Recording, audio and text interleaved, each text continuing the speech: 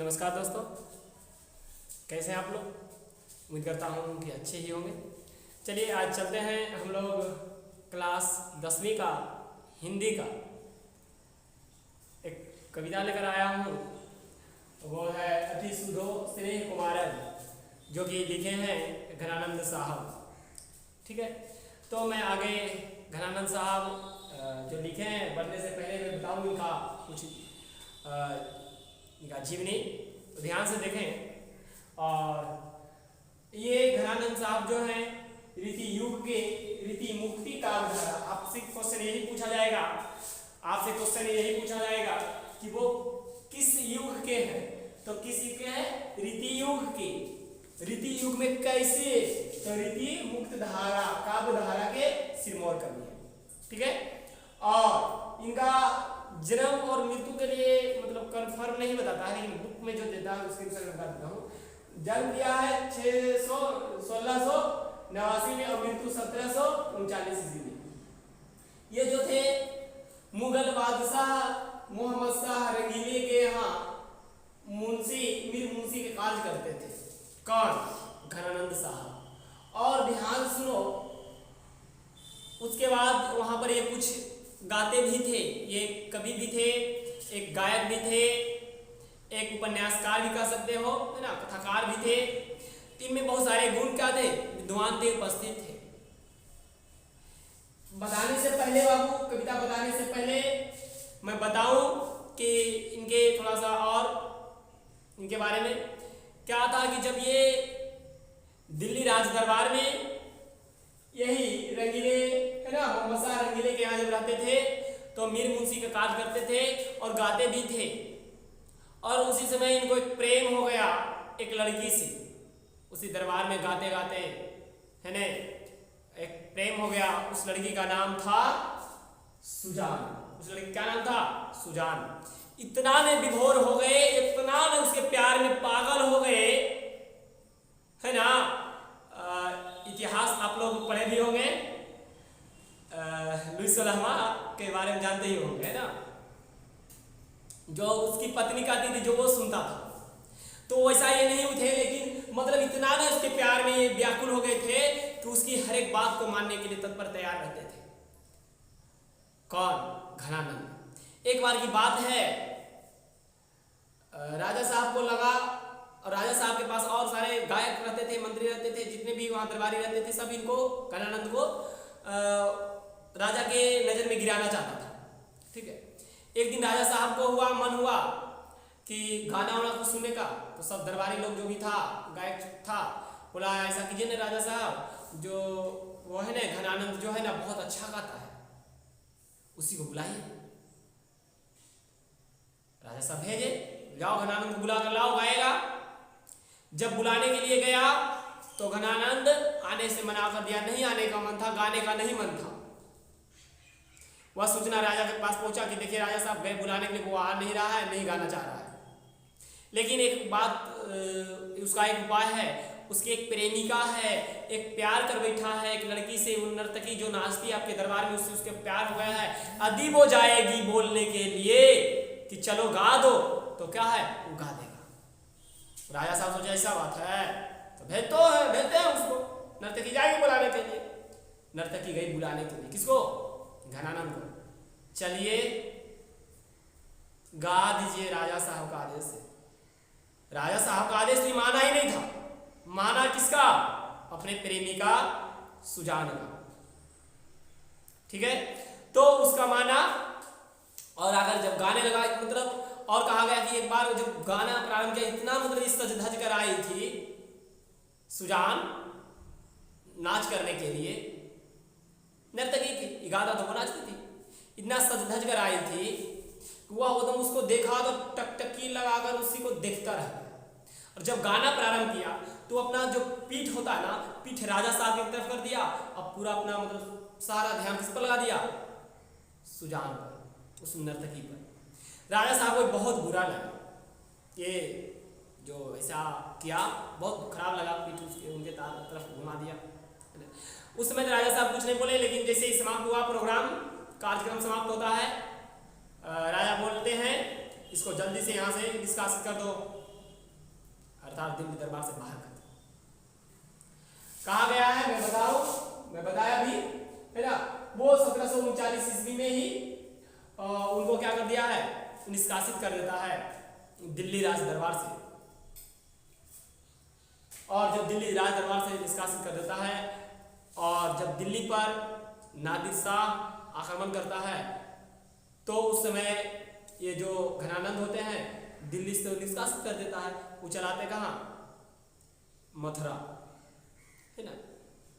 वहीं पर वहां रहना जब प्रारंभ करते हैं तब पता चलता है उसको, है ना, किसको, मीर शाह, इसको जब मुगल बादशाह यहाँ से वो निकले, ठीक है, निकल के चले गए, उसको वहां से हरा दिया। नादिर शाह आक्रमण किया था तो नादिर शाह के सैनिक को पता चला कि वो यहाँ तो है नहीं, वो कहाँ है, यहाँ से निकल चुका है ना। तो वो नादिर शाह एक ऐसा सैनिक था, मतलब ऐसा आक्रमणकारी था, वो किसी को कुछ देखता था ना तो उससे लूट लेता था। जैसे कि कोई कान में कुंडल लगे हैं तो काने काट लेता था, मांगा नहीं था, हाथ में कोई सोना के सिक्कड़ पहन लेता, हाथे काट लेता था, गला में कोई सोना के सिक्कड़ पहन गले काट लेता था, ऐसा लुटेरा था, समझो कि। तो ये जाना कि राजा के दरबार में मीर मुंशी के यहाँ रहता था घनानंद, और उसको घनानंद को निकाल दिया है। तो ये तो खजाना, मीर मुंशी मतलब लिखा पढ़ी कागज पत्तर में काम करता था, तो पैसा वैसा जिसके पास होगा ही, ठीक है। मीर कौन, नादिर शाह के सैनिक गया, घेर लिया इसको, बोला घनानंद रज रज रज, है ना, क्या बोला, घनानंद को बोला रज रज रज, 3 बार बोला रज रज रज। रज मतलब होता सोना, ठीक है, सोना सोना सोना। उसको घनानंद बोले जर जर जर, खाली उल्टा, रोजरज, इसको आगे कर दे, जोरोजर, रोजरज जोरोजर, जर जर जर, ठीक है। मतलब हो गया क्या, वो बोला सोना सोना सोना, ये उठाकर बोले रज रज रज, मतलब होता जर जर रज रज मतलब सोना, जर जर मतलब धूल, 3 बार उठाकर बिल्कुल बोले धूल धूल धूल। नादिर शाह का सैनिक घुसा गया और क्या किया, सर से को क्या कर दिया, अलग कर दिया, इस तरह से। तो क्या हुआ, चलते हैं अब इधर कविता की ओर, कहानी के, है ना, भावार्थ की ओर। तो जब राजा को ये बात पसंद नहीं आया कि उसके तरफ पीट करके बैठा था, उसको बोले क्या, चलो तुम निकलो यहाँ से, दरबार से इसको खाली करो। जब दरबार खाली करवाने लगा कौन, ये मोहम्मद का रंगीले, तो जाते जाते हाथ पकड़ लिए, किसका, दूसरे थोड़े पकड़े, किसका, सुजान का, जिससे वो उनका प्रेम हो गया था। प्रेम करने से पहले अपने प्यार को पाने के लिए इस नर्तकी को बोले थे कि मैं तुमसे प्यार करना चाहता हूं, क्या तुम मेरे करीब रहना चाहती हो। तो बोली कि आप कहीं ठहरे मीर मुंशी, राजा के करीबी, उनका लेखा जोखा करने वाला, और मैं एक नर्तकी कैसे हो सकता है। ये मतलब सुजान जो बोली कि आप तो बड़े आदमी हैं, मैं छोटी, है ना, मेरा कुछ है नहीं आपके सामने हैसियत, फिर भी ये उसको एक्सेप्ट कर ली, किसको, सुजान को। लेकिन अब देखो जब यहाँ जुदाई हो रहा है, बाहर निकाल रहा है, दिल्ली दरबार से निकाला जा रहा है, तो जाते जाते सुजान का हाथ पकड़ लेते हैं और बोलते हैं मैं जा रहा हूं, चलो मेरे साथ। आंसर सुनोगे उस लड़की का, जिसके लिए, जिसके प्रेम के लिए, जिसके प्यार के लिए बदनाम हुए, जिसके प्रेम के लिए इसको निकाला जा रहा है उस राज दरबार से, जिसके प्यार के चलते अपना सारा कुछ निछावर कर दिए, छोड़ दिए, अपना उतना महत्वपूर्ण पद छोड़ दिए। यदि वो नहीं जाती बुलाने के लिए कि चलिए गाने के लिए, तो आता थोड़े नहीं आता, लेकिन वो गई बुलाने के लिए, तब ने वो आया और आज जा रहा है घनानंद और बोलते हाथ पकड़े, बोले चलो मेरे साथ चलो। उस लड़की का आंसर सुनिए क्या है, भावुक कर देगा। बोलती है अब मैं तुम्हारे साथ क्यों जाऊंगी, तुम्हारे पास अब रहा क्या, तुम्हारे पास तो जो भी मुंशी का पद था, है ना, मीर मुंशी था, वो भी तो छिना गया, मैं तो तुम्हारे साथ क्या करूंगी जाकर, घनानंद, सोचो कितना जोर से झटका लगा होगा, कितना वोल्ट का कितना करंट लगा होगा, वो समझ सकते हो। वो तो घनानंद को समझ में आया होगा क्या गुजरा होगा उसमें। जिस लड़की के चलते सारा कुछ छोड़कर जा रहे हैं, जिस लड़की के चलते, जिस प्रेमिका के चलते अपने आप को उस शहर से दूर जा रहे हैं, अपने नौकरी से दूर जा रहे हैं, अपने आप को दूर कर रहे हैं, और उम्मीद नहीं था कि वो लड़की इस तरह से बोलेगी। इससे यह पता चलता है वो लड़की इनसे नहीं, इनके पद से, इनके पैसों से प्यार करती थी, इनसे नहीं। लेकिन घनानंद वैसे नहीं थे। वो बोल दिए कि मैं जा रहा हूं, मैं तुमसे प्यार किया हूं, तुम नहीं जाओ कोई बात नहीं है। वो चल देते हैं, और जाते हैं तो जाते जाते क्या बोलते हैं, अब भावार्थ में चलते हैं। ऐसे पूरा इसको एक्सप्लेन ही कर दूं, बोलते हैं ऐसे भावार्थ है ना, तो हम हो जाएगा। कहे अति सुधो स्नेह कुमारग, जहां नेकु श्यानप वाक नहीं। कहने का मेरा मतलब ये हुआ, बोल रहे हैं अति सुधो, अति मतलब बहुत अच्छा, सुधो मतलब क्या है, सीधा, स्नेह मतलब प्यार, मार्ग मतलब रास्ता, जहां नेकु मतलब टेढ़ापन, श्यानप मतलब चतुराई, वाक मतलब नहीं चलता। कहने का मेरा मतलब ये हुआ कि वो घनानंद बोल रहे हैं अति सुधो स्नेह कुमारग, प्रेम का मार्ग जो है अति सीधा है, स्नेह का मार्ग जो है अति सीधा है, नीकू श्यानप वाक नहीं। यहाँ टेढ़ापन के जो चतुराई करते हैं, टेढ़ापन करते हैं, उसका यहाँ पर क्या होता है, नहीं चलता है। यानी प्रेम के मार्ग क्या है, अति सीधा है। तहां मतलब जहां साचे तजी आपनो जुजगे कपटी ले निशाक नहीं।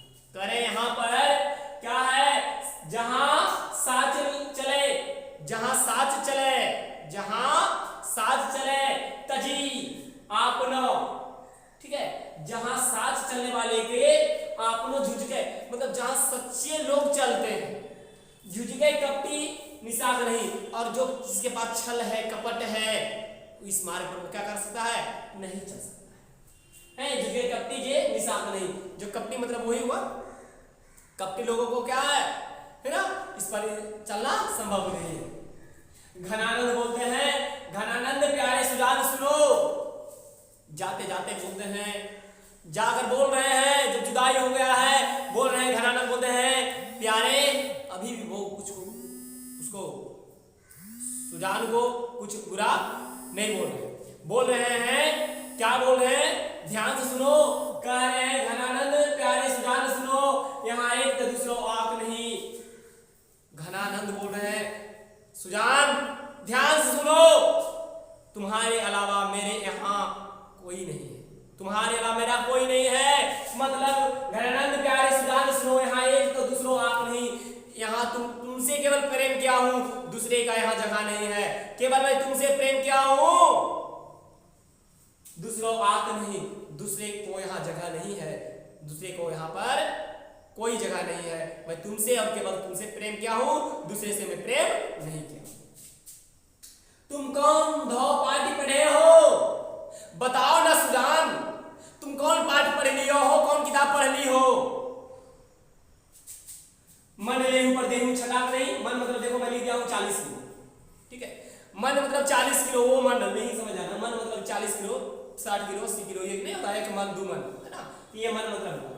तो तुम कौन सा किताब पढ़ ली हो, कौन सा पत्रा पोथी पढ़ ली हो, जिसमें लेने तो तुम मन भर ले ली, 40 किलो ले ली, मतलब पूरा ले ली, और देने का एक कलमा भी नहीं देती हो।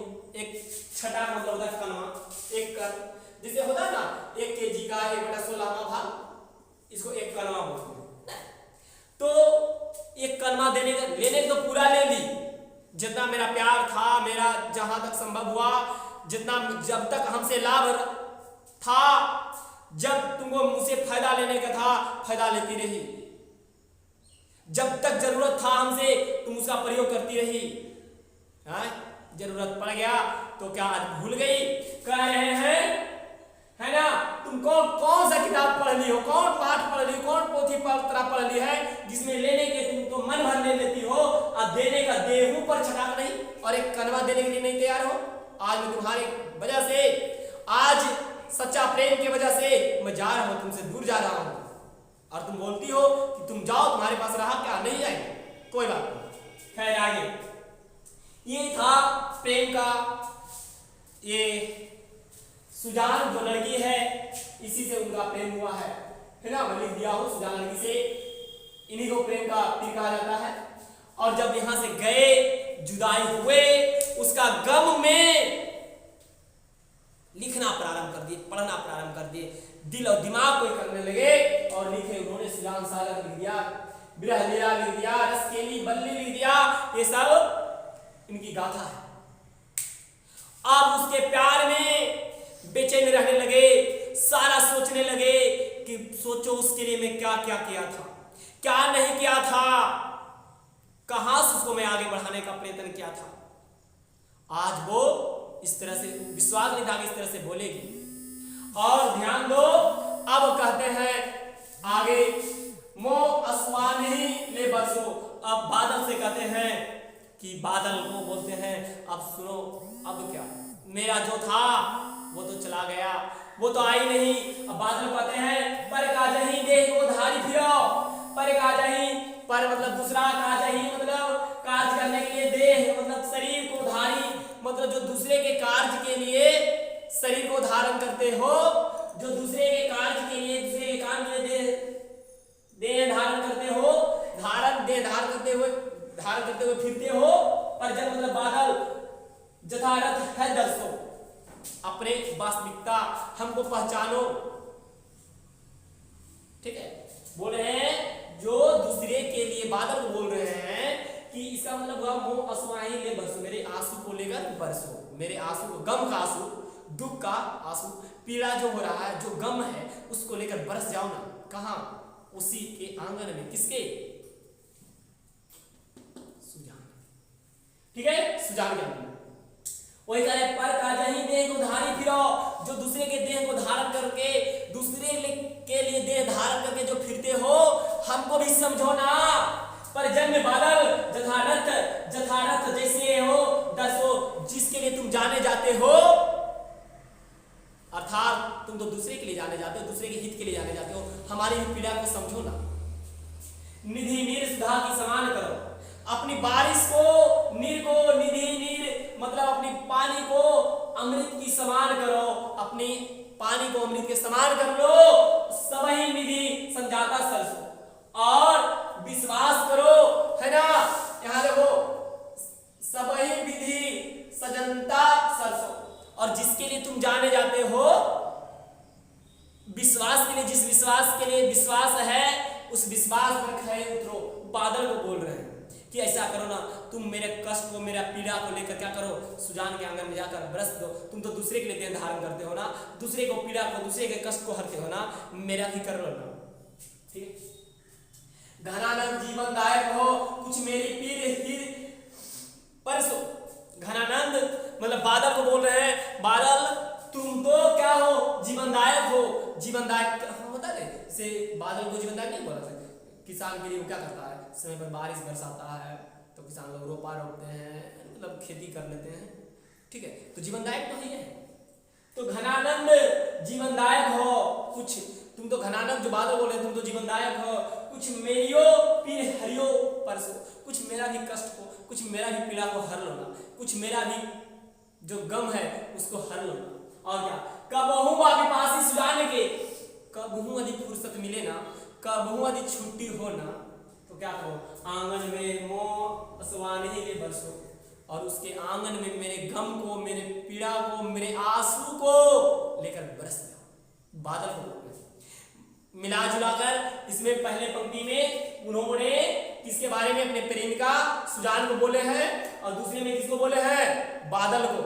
जो इस प्रेम में, पीड़ा में जो कष्ट हुआ है ना, उसी के चलते ये लिखे हैं, अपने प्रेमिका को बोलते हैं।